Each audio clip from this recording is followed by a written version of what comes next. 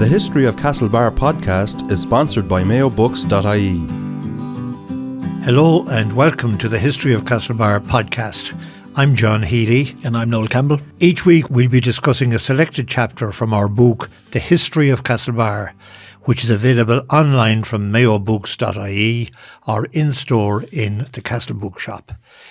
Noel, today you'll be talking about Days of Revolution, 1914 to 1921. What topics in general will you be? A very interesting chapter I found to research, certainly for the book. I'll be looking at, in this particular one, really the build-up to kind of those revolutionary days that preceded 1914. How did we get to that scenario, not just nationally but locally, and how did those large nationalist movements and rebellious instinct translate to the streets here in Castlebar, and what part did we actually have to play in these large national movements? Well, Castlebar's involvement in the rebellion of 1798 is pretty well known, all right, but what part did the town play in later moves against British rule following Humbert's departure and the next phase of...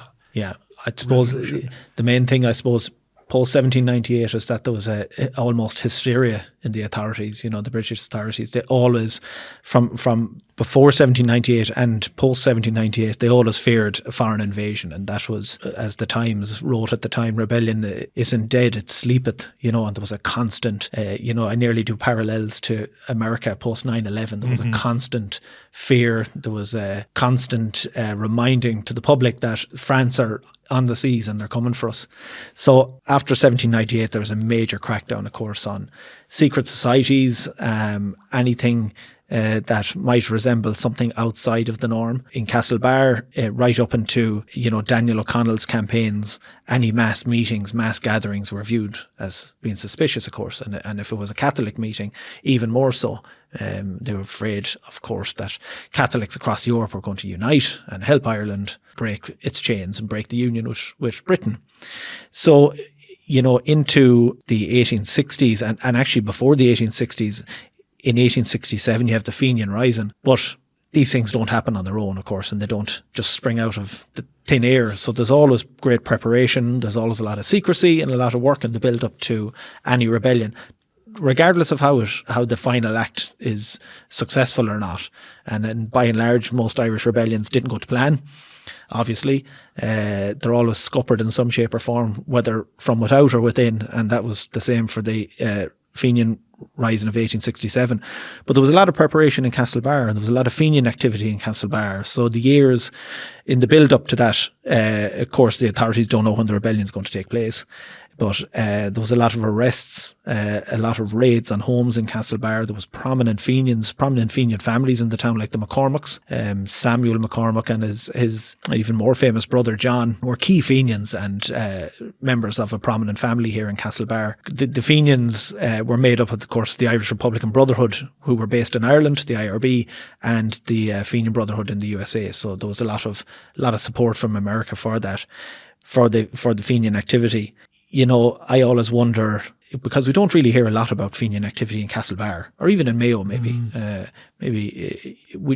I'm not sure if there's a lot of research being done on those years, the kind of pre-Land War years, the 1850s, 1860s, and the kind of that rebellion tradition from 1798 being carried on. But it certainly was, and it was carried on vigorously in the town here as well. It was actually so strong that by the time it came to the general election in 1880, we have James Daly. He's out on the hustings campaigning for Isaac Nelson. There was two Irish party candidates going forward, Isaac Nelson and a man called John O'Connor Power.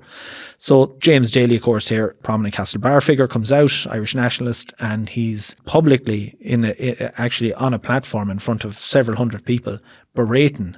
And this is 15 years almost after the Fenian Rising. He's berating anyone who didn't support the Fenians in their day. So in 1880, there's still a bit of currency to be got out of whether you supported the Fenians or not. And of course, the two candidates were making great hay out of this because John O'Connor Power himself was part of IRB raiding party in England during the Fenian years. In the 1860s, and he actually was a member of the IRB Supreme Council.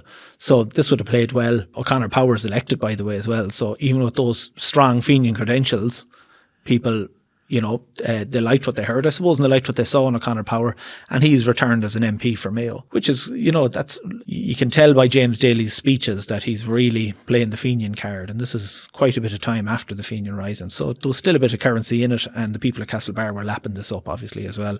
And you're talking 1880, is that what you're saying? In 1880 general election, yeah. And Isaac Nelson is an interesting character as well. If of course, at the time, the Irish Party, who were the main political party in the country, were nationalist. They were looking for home rule, self-determination, we'll say, an Irish parliament in Dublin, but within the empire, within the British Empire. So they weren't looking for separation of Ireland and England at the time. Coming into the late 1800s, the Irish Party had been campaigning for nearly 20 years in Westminster for a Dublin government, for an Irish government that would be elected by Irish people to serve the Irish people. And it wasn't coming to anything. And I think people are starting to get a bit, they weren't buying what the Irish Party were saying that much. Now they had a major strength within the county itself. They were very much a democratic party, and the Irish Party would have had huge support. Members elected to the local guardians here, to the town commissioners here in Castlebar.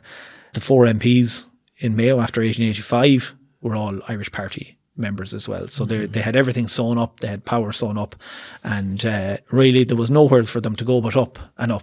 So there was a bit of complacency as well, I think. But at that time, I think there was a new kind of philosophy coming in, a new idea that actually the Irish nation is a separate nation to Britain, and it wasn't sitting well with people that we were all under, a UK umbrella. So at the time, you have a lot of Irish cultural, we'll say, organisations coming out. Like 1884, we have the GAA setting up. Their remit is to promote Irish sports.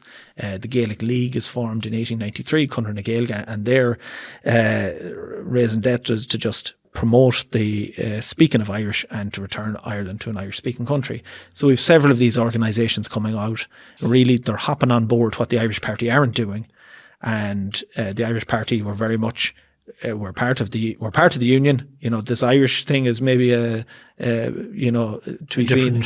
It's the lower side of Irish culture, whereas it was grabbed by Irish nationalists that no, actually this is how we're now going to push. Open a new front really in this war for separation. So those organisations were very popular, of course, in Castlebar. The GA were set up in Castlebar. Cunner na Gaeilge was set up a good few years later, after 1893. It was near the end of the 1890s where they were set up. But there were reports of their activities was quite stellar.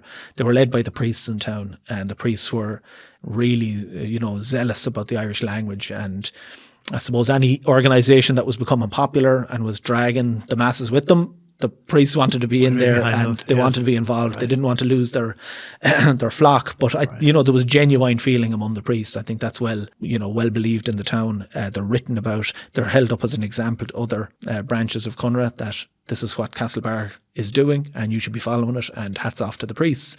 They were doing stellar work. So they were quite successful. They started creating a niche, creating a movement that wasn't being controlled by the Irish Party. And the Irish Party were even, I was talking about their success in Mayo. We were returning leaders. The Irish Parliamentary Party had leaders like Parnell and Dillon were all returned as MPs for Mayo at one time or another. So, they were very, very strong. They were, yes. Very strong in so while we had our Fenian tradition in the 1860s, that kind of drifted away and there was no other option but to go with the IPP, the Irish Party. So that's what the people of Castlebar did. Now, that changed quite radically then in the early years of the 20th century, as it did across Ireland when the Third Home Rule Bill was introduced to Westminster in 1912. And unionists, of course, in the northeast of the country were completely opposed to this. It was really becoming a reality, I think. 30 odd years after the IPP really pushed for it. So it was becoming a reality. And of course, the elements in unionism set up the Ulster Volunteer Force in 1913. And it was quite a public organisation, very public organisation. And that was the whole purpose of it. They were armed and they were set to defend the Union no matter what it took. They'd spill blood for it. They were not challenged by British authorities at all, of course. But the nationalists in the south and the north kind of retaliated without force by setting up their own organisation, the Irish Volunteers. So the Irish Volunteers were set up, and this is, of course, it's effectively a standing army. So the volunteers, the main council, the organisers of the volunteers, had a job on their hand. They had to go across the entire island to try and set up corps of volunteers. So, of course, they came to Castlebar. Maurice Moore of Moore Hall, who had served with the Connacht Rangers and was a well-respected soldier. And this would have been a theme, old, he was an elder, he was veterans, well-seasoned, exactly. Mm-hmm. So they would have looked to maybe retired or British soldiers who had, of course, sympathies with Irish nationalism, and they were used, well-trained. Why wouldn't you use them? So Maurice Moore actually... Maurice Moore was one of the... he was a leading member of the volunteers when they set up, and he chose Mayo as his first port of call to try and set up branches. And he came to Castlebar. They organised a meeting in the Foresters Hall down in Shambles Square, Market Square now, and invited representatives of different organisations that they thought had clout in the town. So the Ancient Order of Hibernians were involved. They were invited, the traders' associations, elements like that. So they put it to a vote quite democratically. Will we set up an armed corps of volunteers? And their idea at the time was not to almost make the first move. If the Home Rule Bill went through Parliament and it was blocked by a threat of force from the UVF, well, then the volunteers would come into being, and they're ready to defend home. They were ready to defend Home Rule, but they had a large following here in Castlebar. The meeting was very successful. There was only a few votes actually against those attending the meeting. There was only a few who voted against it, and the two members of the Ancient Order of Hibernians actually had turned against it. Remember, a lot of these people would have been Irish Parliamentary Party members, and anything that didn't have the leader's approval. Who was John Redmond at the time. Right. They were not going to go for it. It was actually Redmond then made a massive... he was reluctant to actually lend his support to the volunteers. He was kind of watching from a distance. His career was about democratic nationalism, but I suppose nearly like the church, he couldn't let this... It was getting... The tide was beginning to... Exactly. To change, and he couldn't turn a blind eye to it, so he gets very involved actually. But when Great War breaks out across Europe, and Redmond sees, wisely or not, he sees an opportunity to use this force of volunteers. There was several hundred in Castlebar now, all training, marching, drilling within a matter of yards from the barracks here in Castlebar. They were training in Pigeon Park, which was now kind of where Skull Raftery is. Yes, that's right. Yes. So you can imagine they're training in there. The barracks is up on a high. There's officers looking out windows going, what are the daft Irish at now? But there were major events. You could have several hundred. If it was a Mayo training day, that was swelled even more. The town came out to see them. Families came out proud of their boys, marching, probably with sticks, hurleys, whatever they had. But all the time they were training. So the Great War breaks out. It was tolerated by the authorities. Well, at that exactly. point. The authorities, you see, hadn't done anything to stop the UVF. They didn't want to. Okay. So now they couldn't turn around and say to the Irish volunteers, they'd have a semi-war on their hands straight away. I think they were hoping this would calm itself out and they'd be able to contain it. It never came to that. It was never challenged. But the Great War breaks out, and Redmond decides he's going to pledge the volunteer support to the British war force. effort, Exactly. So lots of volunteers do go. There's a split in the volunteers at that time. Redmond and the National Volunteers go and join the war effort, and the Irish Volunteers, who are very much now a radical grouping looking for complete separation, say enough is enough. The enemy's here on our door already. Why are we going to fight in Europe against what they call the enemy? So in Castlebar, it's actually quite interesting. The Rooney Hall was the centre of volunteer activity in Castlebar. They had very few rifles. They had about 25 to 30 rifles. But as soon as the split comes in the volunteers, there's a race for all ammunition and bullets and everything. So there's a raid on Rooney Hall, and the 25 rifles are relieved from Redmond's crew. So the rebel volunteers, we'll call them, make off with the rifles. So they split even in Castlebar. They didn't go en masse either for Redmond or the other way. They split. Yeah, it split right down the way. And I mean, at the time as well, you had I wouldn't call them complementary forces, but you had Cumann Amman that was set up. The female volunteers, if you want to call them that, very strong here in town as well.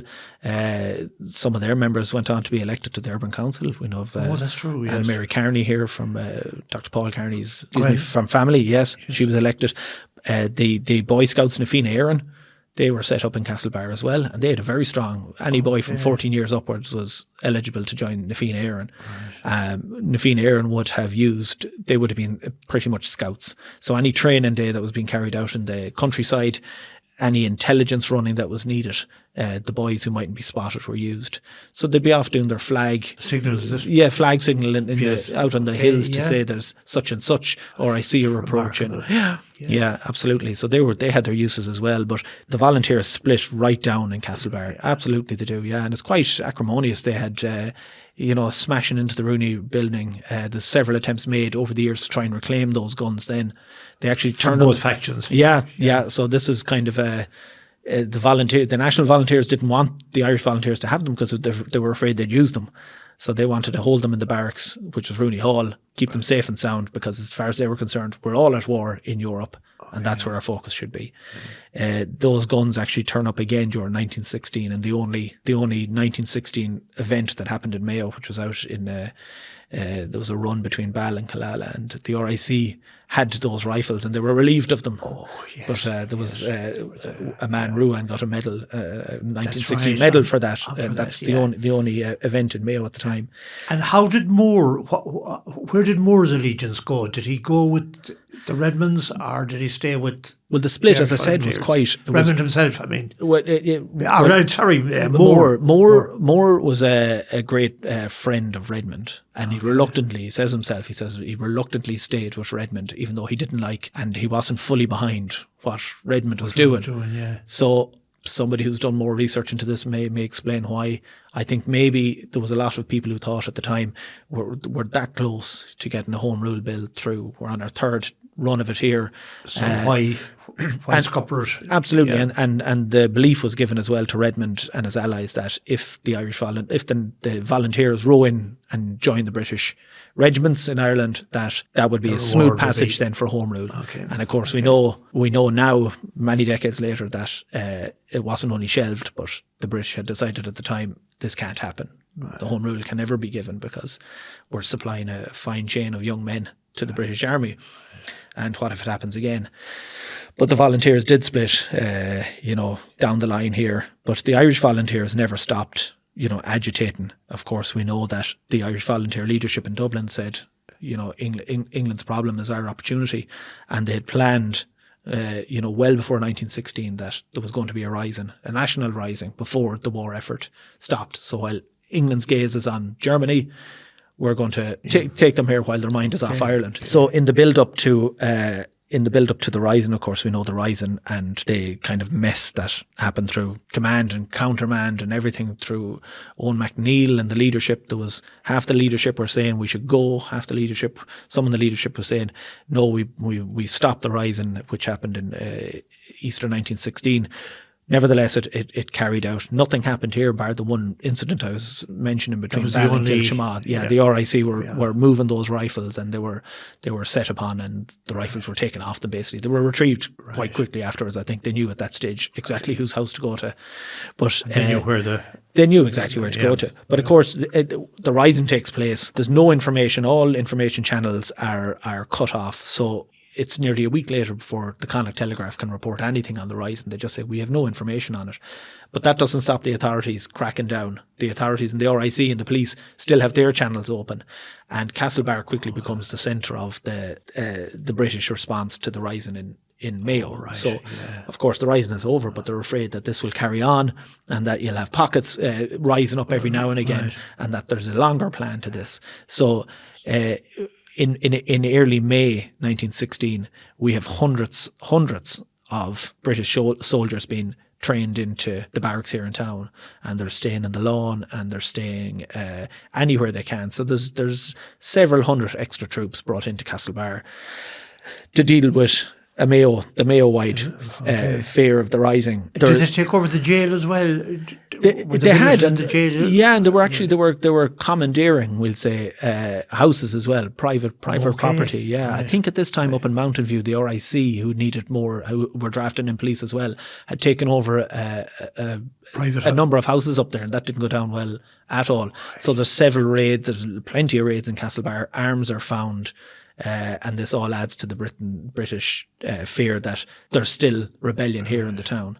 But of course, the authorities here, the local authorities, the town council, the rural district council, the guardians were all still Irish Party members, and they were Redmond allies, and they were against the Rising, and they come out with, very lofty motions and condemnations and everything That's like right. that. So Yeah. every council, all 4 MPs were Irish parliamentary people. They come out and said it's ludicrous, and they're baffled why people would do this daft idea when we're so close to Home Rule. Right. Of course, then there's executions, and one was very close to us, John McBride in Westport, and there's a sea change in the public's. The mood. Yeah, absolutely. The mood It changes. Yeah. It changes. And actually by 1917, it had changed so much that Sinn Féin had actually put pressure on the urban council here in Castlebar to turn their condemnation around and actually take back their motion of anger. It was anger. They were meeting up deliberately so things were changing. And Sinn Féin then are contesting by-elections in 1917. In 1918, as a general election, and Sinn Féin sweep the board. Right. All Irish Parliamentary Party members, MPs in Mayo, are replaced by Sinn Féin.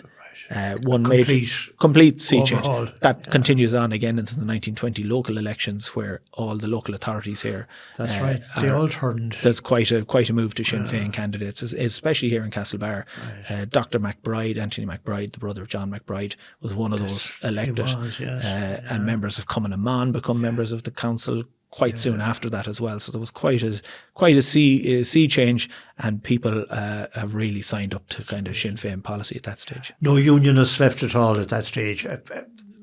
Maybe just Alexander Larmeny was the last man. Yeah. Well, thanks, Noel, for that exhaustive summary of Castlebar's part in those dramatic days of revolution from 1914 to 1921. Thank you again. Before we go to the ad break, we'll take a look at an ad from the past. Noel, I think you've been looking through the archives. Have you something for us? I have an ad here from the Connacht Telegraph. It would have been running through the early 20th century, and it's kind of interesting considering the topic we've been talking about and how rebellious, I suppose, was Castlebar. On one hand, it could be, and on the other hand, it was taking the King's shilling, I suppose, as well. And there was plenty of contracts and plenty of work to be got from Crown institutions. Yes, it was a business, and people who had very little couldn't really say no. Right. Irish men, be consistent. Why curse England and support her manufacture? Pierce bicycles are the best money can buy, and manufactured in Ireland by the boys of Wexford. Since opening our doors in 2017, Bridge Street has evolved into a community hub, a bar, meeting place and event space for locals and visitors to Castlebar.